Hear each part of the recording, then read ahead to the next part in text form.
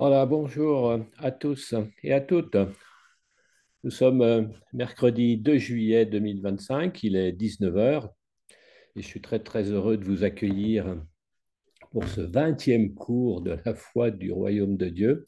Ce cours conçu par Colin Urquhart, un pasteur chrétien évangélique anglais, est le dernier de la 5e série de 4 cours sur la foi et s'intitule Le principe divin de donner.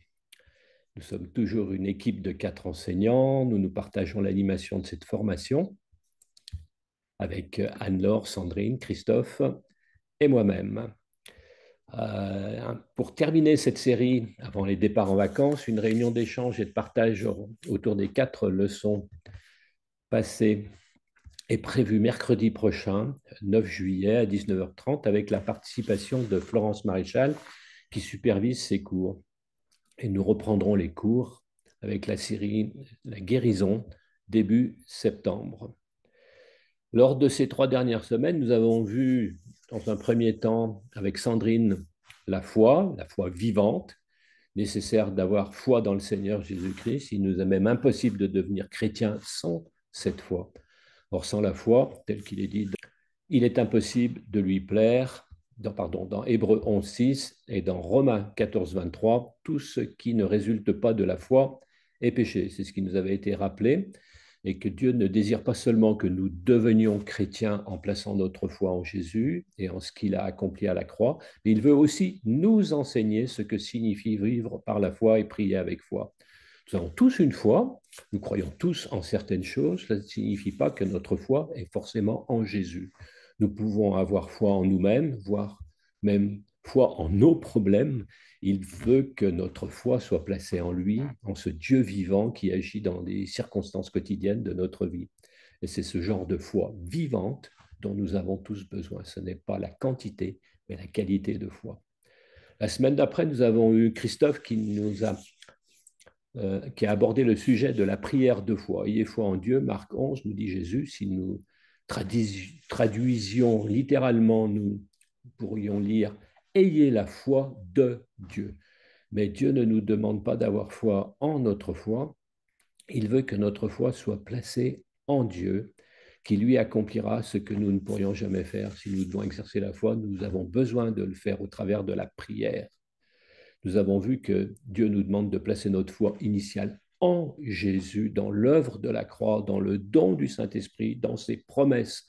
Et Dieu nous demande de placer notre foi en ce que nous ne voyons pas. Or, la foi, c'est l'assurance des choses qu'on espère, la démonstration de celles qu'on ne voit pas. C'est Hébreux 11, verset 1.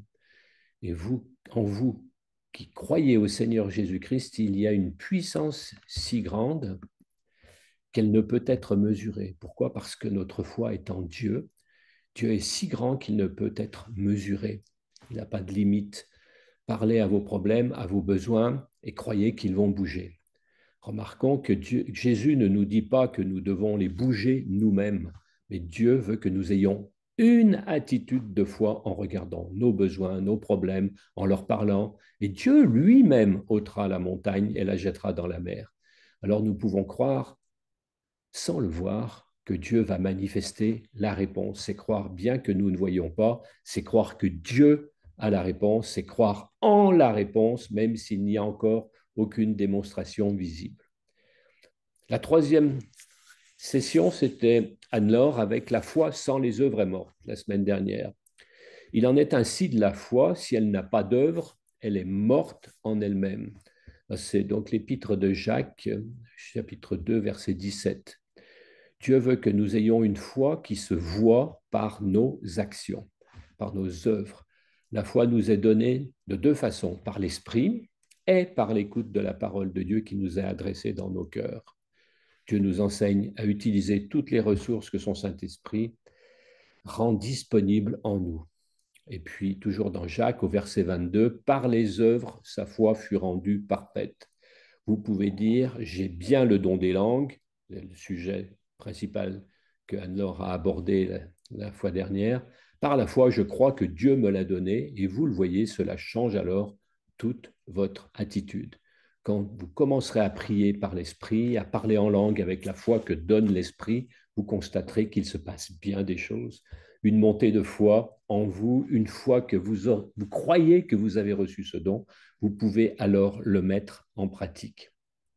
Alors, il y avait en plus des questions que Christophe a mises sur le site WhatsApp, il était demandé une étude supplémentaire dans le dernier cours et nous espérons que vous ayez pu réaliser cette étude. Il n'est pas trop tard pour le faire lors des replays.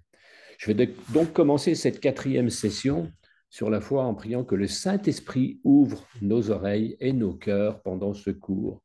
Cette 4e session s'intitule « Le principe divin de donner ». Avant tout, voici quelques points très importants que beaucoup ne mettent pas naturellement en relation avec la foi. Si nous prions Dieu en nous attendant à ce qu'il nous réponde, nous n'avons pas seulement besoin de croire en priant, mais nous avons aussi besoin d'être capables de recevoir la réponse à nos prières. Luc 6, verset 38 dit « Donnez et il vous sera donné. On versera dans votre sein une bonne mesure, serrée, secouée et qui déborde, car on vous mesurera avec la mesure dont vous vous serez servi. » Et Jésus a dit « On vous mesurera avec la mesure dont vous mesurez. » Mais quand Dieu nous donne en retour, Jésus précise, il donnera une bonne mesure, serrée, secouée et qui déborde.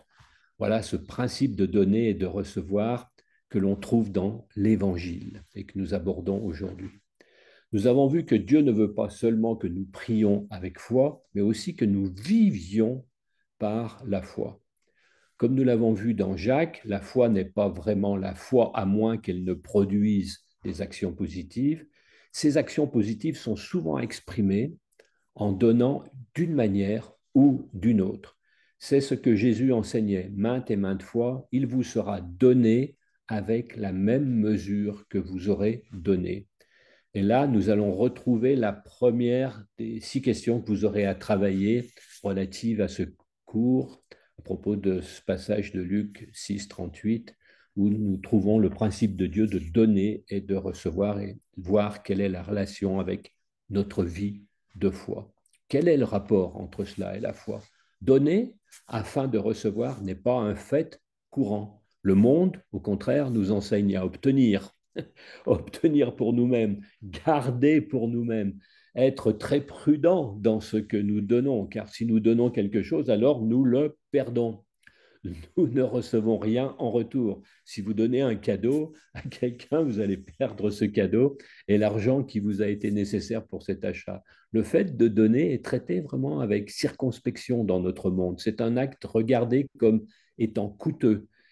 Mais en termes de foi, c'est le chemin de la richesse à suivre.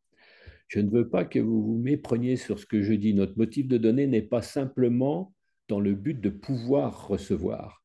Nous ne traitons pas un marché avec Dieu en lui disant « Regarde, je te donne ceci, si tu me donnes cela en échange. » Nous ne pouvons pas marchander et négocier de la sorte avec Dieu, non. Ce que Dieu veut, c'est que nous soyons un peuple généreux, car si nous sommes généreux, nous serons alors un peuple fidèle. Le passage des Écritures que nous allons lire maintenant, dans 2 Corinthiens au chapitre 9, verset 6, Paul dit ceci aux Corinthiens. En fait, celui qui sème peu, moissonnera peu. Et celui qui sème en abondance, moissonnera en abondance. Je répète 2 Corinthiens 9, verset 6. C'est encore là le même principe que ce que nous avons vu dans Luc 6, verset 38 précédemment, mais en d'autres termes. Un bon fermier sème à foison, abondamment, afin d'obtenir une abondante moisson. Et s'il est un bon fermier, il sèmera aussi des graines de bonne qualité. Si vous plantez une semence médiocre, vous obtiendrez une récolte de mauvaise qualité. Si vous plantez peu de graines, vous obtiendrez une faible production selon ce que vous aurez semé. Dieu veut que nous semions généreusement afin que nous soyons capables de récolter généreusement. Et pour agir ainsi, nous avons besoin d'exercer notre foi. Et là, cela sera en rapport avec la question 2 que vous traiterez. Et qu'est-ce que signifie semer la bonne semence? Comment semons-nous généreusement? Jésus nous dit également la même chose quand il dit troisième version, cherchez premièrement son royaume et sa justice, et tout cela vous sera donné par-dessus. C'est dans Matthieu, chapitre 6, verset 33. Il parlait dans le contexte de ne pas être anxieux pour notre habillement, notre nourriture pour demain. Nous vivons dans une société à l'opposé de la foi, vivant plutôt comme sous la peur, car c'est ne pas faire confiance à Dieu, c'est plutôt avoir nos yeux fixés sur les circonstances et non notre foi fixée sur Dieu.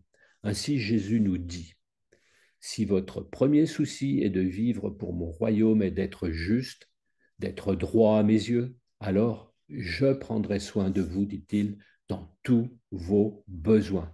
Vous n'avez pas à vous inquiéter. Et là, on est dans la question numéro 3 qui nous exhorte à relire aussi Jean 3,16, Matthieu 6,33. Pourquoi Dieu doit-il donner en premier afin que ce principe puisse être établi? Lui qui a donné son Fils par amour pour nous, car il a tant aimé le monde. Quand Paul s'adressait, lui, aux Philippiens, il leur disait, mon Dieu pourvoira à tous vos besoins selon sa richesse avec gloire en Christ Jésus.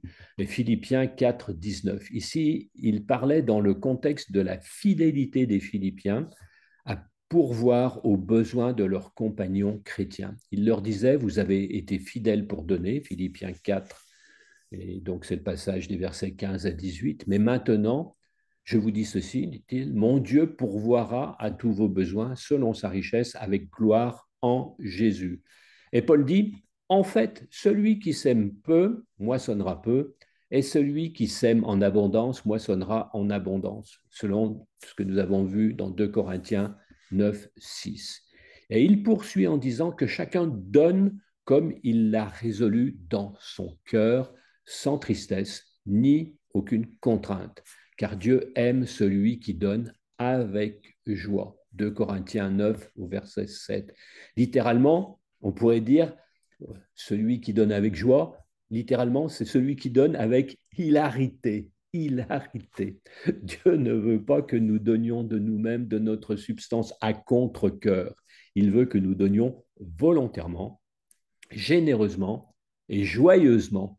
Alors, il peut volontairement, généreusement et joyeusement nous donner en retour une bonne mesure, serrée, secouée et qui déborde, selon Luc 6, 38. Et là, donc, vous pourrez regarder la question numéro 4 lorsque vous ferez le replay avec les références de Philippiens 4, de 2 Corinthiens 9 et de 1 Jean 3, les versets 17 et 18, pour regarder avec confiance à Dieu pour pouvoir pourvoir à tous nos besoins. Il y a tant de situations dans lesquelles on se montre comme ayant la foi, croyant en Dieu, fidèle dans nos prières, mais quand nous regardons d'un peu plus près, nous voyons que ce que l'on nommait, c'est de donner. On veut plutôt simplement recevoir de Dieu. Mais Dieu nous appelle à donner. Pourquoi? Parce que Dieu opère ainsi. Quand Dieu envoya son Fils, qu'avait-il en tête? Il voulait simplement voir son royaume céleste rempli des enfants qu'il aime. Mais il ne pouvait pas simplement agiter sa main toute puissante et dire venez dans mon royaume. Non, il dut premièrement donner la vie de son Fils, car Dieu a tant aimé le monde qu'il a donné son Fils unique, tel que nous le voyons dans Jean 3,16. Il en a coûté à Dieu le don du précieux sang de Jésus pour accomplir son désir de voir son royaume rempli de ses enfants. Jésus nous enseigne ce principe dans différents aspects, par exemple dans le domaine du pardon. Nous allons aborder maintenant. Quand nous lisons la prière du Notre Père dans Matthieu 6, au verset 12, il est dit « Pardonne-nous nos offenses comme nous pardonnons aussi à ceux et à celles qui nous ont offensés. » Nous disons à Dieu « Seigneur, s'il te plaît, pardonne-nous nos péchés parce que nous sommes prêts à pardonner à ceux qui nous ont offensés. » Et un peu plus loin, à la fin du Notre Père, au verset 14, toujours dans Matthieu 6, Jésus explique ceci très clairement. Il y a une condition, si nous ne sommes pas prêts à pardonner aux autres, alors Dieu ne nous pardonnera pas non plus. Il dit, si vous pardonnez aux hommes leurs fautes, votre Père céleste vous pardonnera aussi. Mais si vous ne pardonnez pas aux hommes, votre Père ne vous pardonnera pas non plus vos fautes. Matthieu 6, les versets 14 à 15. Vous voyez encore ce même principe. Dans la mesure que vous donnez, vous recevrez. Et entre parenthèses, je dirais, vous pourrez retrouver tout cela dans le livre de Florence Maréchal sur le pardon, chemin de la vie. Et là, donc, cette question du pardon, c'est donc une autre forme de donner. Vous retrouverez cela en essayant de répondre à la question numéro 5 lors de votre replay. Jésus a dit, heureux les miséricordieux, car ils obtiendront miséricorde. Et là, on est revenu au chapitre précédent de Matthieu, chapitre 5 et au verset 7. Si vous êtes prêt à être miséricordieux envers votre frère ou votre sœur, alors Dieu déversera sa miséricorde sur vous. Vous vous rappelez cette parabole du serviteur impitoyable dans l'évangile de Matthieu, au chapitre 18, versets 21 à 35. Il est question d'un maître qui avait un de ses ouvriers ou de ses esclaves qui lui devait une énorme dette. Il est dit 10 000 talents, soit environ de nos jours, ça pourrait représenter peut-être 1 milliard d'euros. Et ce maître lui remit par compassion, quand cet ouvrier lui demanda d'effacer sa dette à genoux, etc., par compassion, il lui remit cette dette. Et en contrepartie, ce serviteur, lui, ne voulut pas remettre la maigre dette de son compagnon de travail, qui était de l'ordre de 100 deniers, soit environ 1 000 euros en proportion. Vous voyez la disproportion entre 1 milliard d'euros et 1 000 euros. Alors, le maître fit jeter ce premier serviteur en prison. Pourquoi? Parce qu'il n'avait pas accompli le dessein de Dieu. Dieu ne veut pas que nous recevions simplement sans aussi donner généreusement. Vivre une vie de foi, c'est vivre une vie généreuse. Voici comment ceci s'effectue dans notre vie et dans notre ministère, dit Colin Urquhart. En tant que pasteur, il ne pourrait pas nous parler d'une vie de foi s'il n'était pas prêt lui-même à vivre une vie de foi. Très souvent, dans la vie de l'Église, nous prêchons sur une vie de foi sans nécessairement vivre par la foi. Au travers de cela, le monde a reçu l'impression que nous sommes toujours sur le faire, le prendre, tendant la main pour quitter, alors que le monde devrait recevoir l'impression que l'Église est le peuple de Dieu, un peuple si généreux qui donne, qui donne, qui donne et donne. C'est certainement vrai qu'à un certain point de vue, nous sommes les gens les plus riches du monde.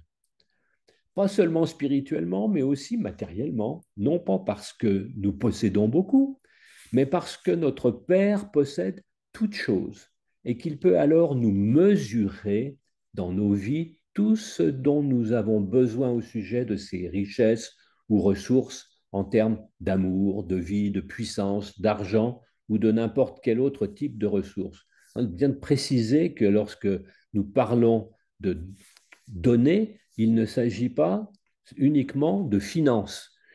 Là, donc, on voit que c'est en termes d'amour, qu'est-ce qu'on peut communiquer, en termes de vie, en termes de puissance ou de n'importe quel autre type de ressources. Et là, on a ce témoignage, par exemple, de Colin Urquhart qui dit « Vous avez reçu ces enseignements, non sur votre foi, sur votre foi, pardon, mais vous les avez reçus, ces enseignements, sur notre foi, dit-il. Notre, c'est Colin Urquhart et toute son équipe. Et il dit, nous regardions à Dieu pour suppléer à tous nos besoins, et ceci donc incluait le coût d'envoi de toutes les cassettes à l'époque. C'était des cassettes, ils envoyaient des cassettes accompagnées de fiches de travail pour ces cours. Et donc, il n'y avait pas forcément encore de photocopieuses, donc c'était plutôt des feuilles renéotypées.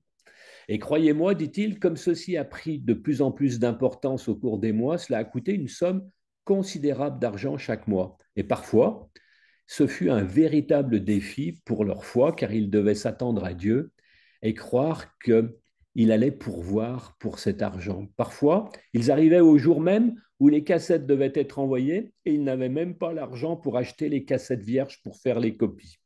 Mais Dieu a pourvu et Dieu pourvoit si notre foi et notre confiance sont en lui et si nous donnons à autrui de toutes les façons qu'il nous le demande. Voilà un exemple de ce que signifie vivre par la foi. Tout le monde n'est pas appelé à vivre par la foi de la même manière que Colline et son équipe. Dieu nous appelle tous à un chemin personnel de foi dans les circonstances de notre vie. Ne regardez à personne d'autre pour essayer de vivre comme ils vivent, mais vivez comme Dieu vous demande de vivre. Il y aura suffisamment de situations dans votre vie présente pour agrandir votre foi autant que vous le désirez, mais notre Dieu est doux et plein de grâce et il ne vous demandera jamais plus que ce que vous pouvez lui donner. Quand Colin Urquhart parle de donner, il parle de donner de toutes les façons imaginables. Aimer, c'est donner.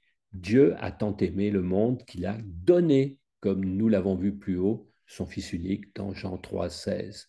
Si nous vivons une vie de foi, alors nous vivons une vie d'amour, parce que le dessein de Dieu est de voir sa foi opérer dans l'amour. Nous exprimons notre amour en donnant aux gens, en nous donnant à eux, en leur donnant de notre temps, en leur faisant des dons, en leur donnant de notre substance. Si quelqu'un possède les biens du monde, il est dit dans 1 Jean 3 au verset 17, si quelqu'un possède les biens du monde, qu'il voit son frère dans le besoin et qu'il lui ferme son cœur, comment l'amour de Dieu demeurera-t-il en lui? C'est ce que demande Jean dans cette première épître. La vie du chrétien est une vie où il donne, c'est une vie de générosité. Ce n'est pas une vie où l'on perd, car vous ne pouvez pas donner sans que Dieu ne vous rende infiniment plus. Dieu ne vous permettra jamais de donner plus que lui, car il est le Seigneur, il est bien plus généreux que chacun d'entre nous, que moi ou que quiconque. Il veut simplement nous montrer ceci. Si nous voulons être semblables à lui, apprendre à donner et non désirer toujours recevoir, alors nous recevrons bien plus que si nous tendions notre sébile. Notre sébile, une sébile, c'est un petit récipient qui est en forme de coupe très peu profonde où les mendiants recueillaient les aumônes. Donc c'est pour nous donner une image. Ainsi, Dieu nous appelle à semer abondamment et de bon cœur. Au chapitre 9 de 2 Corinthiens, au verset 8, Paul, et dans les versets suivants, dit « Et Dieu a le pouvoir de vous combler de toutes sortes de grâces, afin que, possédant toujours à tous égards de quoi satisfaire à tous vos besoins, vous ayez encore en abondance pour toute œuvre bonne, selon qu'il est écrit, il a répandu ses bienfaits, il a donné aux indigents, sa justice subsiste à jamais. Celui qui fournit de la semence au semeur et du pain pour sa nourriture, vous fournira et vous multipliera la semence, et il augmentera les fruits de votre justice. Vous serez de la sorte enrichi à tous égards en vue de toute espèce de libéralité qui, par notre moyen, aura pour résultat des actions de grâce envers Dieu. C'était donc dans 2 Corinthiens, chapitre 9, les versets 8 à 11. Je vais les lire dans Paroles vivantes. Il peut aussi vous combler de ses dons les plus divers. Ainsi, vous aurez en tout temps amplement ce qu'il vous faut, et il vous restera encore du superflu pour toutes sortes de bonnes œuvres. Et là, on aborde le point donc de comment l'argent peut devenir une source de bénédiction. Et il est dit au verset 9, il en sera de vous comme de cet homme dont parle le psalmiste. Il a distribué largement ses biens, il a donné généreusement aux pauvres, sa bonté est inaltérable, sa justice demeure à jamais. Psaume 112, verset 9. Donc celui qui fournit la semence au semeur et lui donne le pain dont il se nourrit, saura aussi vous donner les moyens de semer généreusement. C'est le verset 10. C'est lui qui fera croître cette semence, qui la fera prospérer et porter des fruits qu'il pourra agréer. Au verset 11. Ainsi vous serez vraiment riche de tous les biens spirituels et matériels, et vous pourrez contribuer largement à faire le bien chaque fois que l'occasion s'en présentera. Et ceux auxquels nous distribuerons vos libéralités, puisque Paul parle des libéralités des Corinthiens qui seront distribuées, donc ceux auxquels nous distribuerons vos libéralités feront monter vers Dieu de nombreuses prières de reconnaissance. Donc, la question 6, la dernière question que vous aborderez donc dans le replay, est au sujet de ce passage de 2 Corinthiens 9, 8 à 11. Où commence-t-on à donner? Où finit-on de donner? Et dans Luc 6, 38, nous avons vu que Dieu nous donne une bonne mesure pressée, secouée et qui déborde, car alors nous aurons encore plus à lui donner en retour et à donner à autrui.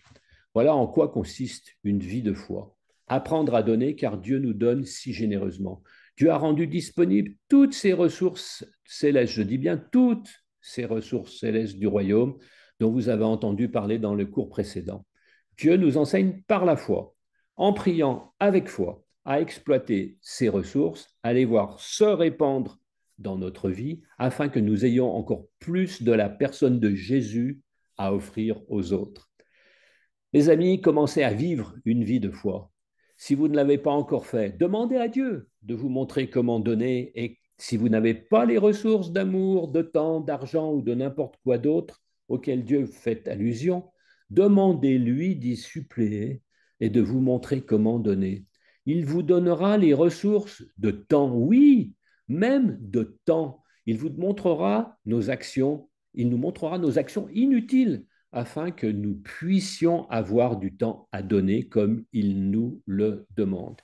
Il nous donnera les ressources de son amour afin que nous soyons capables d'aimer même ceux que nous nous sentions incapables d'aimer de bon cœur. Il nous donnera son puissant Saint-Esprit afin que même si nos capacités humaines semblent totalement inadéquates pour faire face aux besoins, il y ait toutes les ressources de son Saint-Esprit à notre disposition. Et tout en commençant à prouver notre fidélité à Dieu en donnant de notre argent et de nos ressources pour l'œuvre de son royaume, nous découvrirons que Dieu nous rend cette bonne mesure pressée, secouée et qui déborde. Anne-Laure, la semaine dernière, vous a déjà donné un projet de foi. Priez en langue pour votre nation ou pour quelque autre besoin, 5 minutes par jour. J'espère que vous avez commencé. Cette fois-ci, moi, je vais vous donner un autre genre de projet de foi. Demandez à Dieu dans quel domaine vous avez besoin de devenir une personne plus généreuse. Quel est le domaine où vous avez besoin de devenir une personne plus généreuse? Et de prier pour que vous puissiez répondre à ce qu'il vous demande de donner, non à contre-cœur, mais volontiers et généreusement. Il vous demandera peut-être de donner de l'amour, du temps, des services, de l'argent, de donner d'une manière ou d'une autre. Mais rappelez-vous que la foi ne devient foi que lorsqu'elle est mise en action positive, lorsque vous obéissez à ce que Dieu vous demande. Vous voilà averti.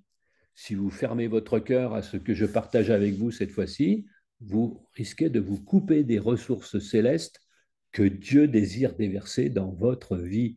Ce n'est pas que vous ne recevrez rien de Dieu, mais vous manquerez ces plus grandes choses, ces plus grandes richesses que Dieu a mises en réserve pour vous. Habituellement, l'incrédulité nous fait dire: oh, je ne peux pas. Non, non, je ne peux pas donner. Je n'ai rien à donner. Mes dons sont totalement inadéquats et inutiles. Et là, je pense à Pierre qui dit: je n'ai ni or ni argent, je n'ai rien à te donner, mais ce que j'ai, je te le donne. Au nom de Jésus, lève-toi et marche. Voilà un exemple de mise en action de notre foi. Donc, au lieu de dire: je ne peux pas donner, je n'ai rien à donner, mes dons sont totalement inadéquats et inutiles, prenons en considération que la foi dit: Dieu me fournira toutes les ressources pour donner. Je donnerai et je ne serai pas un perdant. En retour, Dieu me donnera une bonne mesure, serrée, secouée et qui déborde. Et alors, j'aurai même encore plus à donner. Alors, Seigneur Jésus, merci de nous appeler à une vie de foi, à croire en toi, à travailler dans les circonstances de notre vie, à déplacer les montagnes. Merci de nous enseigner à prier avec foi, en croyant que nous avons reçu, même si nous ne voyons pas immédiatement la réponse. Merci de nous appeler à une vie de foi où l'on donne. Merci de vouloir que nous semions généreusement et par là même que nous récoltions généreusement. Pardonne-nous pour toutes les fois où nous avons voulu seulement recevoir et non pas donner. Rends-nous généreux, donnant comme toi tu le désires et que nous soyons comme notre Seigneur Jésus-Christ. Amen. Alors, on arrive vers la fin de ce cours. Euh, pour une étude plus approfondie à partir des évangiles, vous pourrez voir les différents aspects par lesquels Jésus était fidèle pour donner. Et auparavant, je voudrais vous partager la méditation dans sa parole pour aujourd'hui. C'était pas aujourd'hui, c'était dimanche 22, qui était intitulé Il était une fois, foi, F-O-I et non pas F-O-I-S. Avec ce verset de 1 Jean 5,4, tout ce qui est né de Dieu triomphe du monde et la victoire qui triomphe du monde, c'est notre foi. Dans la lettre aux Galates, l'apôtre Paul énumère les fruits ou le fruit de l'esprit en plaçant la foi seulement en 7e position. Et donc, il peut paraître naturel de se demander pourquoi la foi, qui est si fondamentale dans notre vie chrétienne, ne figure pas en tête de liste. Pourquoi l'amour, la joie, la paix avant? La foi est vraiment essentielle pour vivre pleinement les autres fruits, justement, tels que l'amour, la bonté, la patience, la joie. Sans foi, il est difficile d'agir avec amour sans attendre de retour, de faire preuve de bonté dans les situations difficiles ou de rester patient face aux épreuves.